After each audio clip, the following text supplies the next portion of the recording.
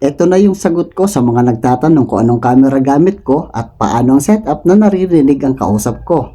Para mabili ko yung iPhone 16. Etong camera ang gamit ko ngayon, Insta360 X3. Halos nasa lumang model na siya kasi may mga bagong labas ngayon ang X4 at X5. Pero dahil sa ito ay maayos pa naman, kaya ito pa rin ang ginagamit ko. Kung mapapansin ninyo ay tinatanggal ko itong takip ng charging port. Dito kasi ikakabit yung adapter ng ICC mic. Kung itatanong nyo kung saan nabibili ito, ay nandyan lang yung link sa comment section. Kailangan nyong gumamit ng adapter na ito dahil dito isasaksak yung ICC mic na naka-install o nakalagay sa helmet mo. At baka nag-iisip ka na baka masira yung charging port mo dahil sa vibration ng motor natin at baka masira ito. Wala kang dapat ipangamba dahil napakatibay ang pagkakagawa nito dahil bukod sa pagkasaksak mo sa charging port, meron din itong lock nagsisilbing patibay din para hindi siya basta-basta maalog. Kapag ka ikinabit mo na ito, makapit ito at nagsisilbing tibay na kahit na mag-vibrate o tumatakbo at malubak ay hindi siya basta-basta maalog. Ito naman yung wire na isasaksak mo dito na nagko-connect doon sa ICC mic na nakakabit sa helmet ko. Sasaksak mo lang ito dito ng maigi at medyo nilagyan ko lang siya dito ng tali para wag siyang maalog-alog kapag ka umaandar o nagbabibrate yung motor natin. Para wag din siya makita o mapansin sa mga video natin. At isinuot ko lang din yan sa gitna ng handlebar natin. At ito na yung karugtong niya. Meron talagang wire na napakahaba na halos 3 meters mula sa camera at pwede mo ring isuot ito hanggang dito sa ilalim ng damit ko nilalagay. Pero yung pinili ko kasing wire mula sa camera ay 1.5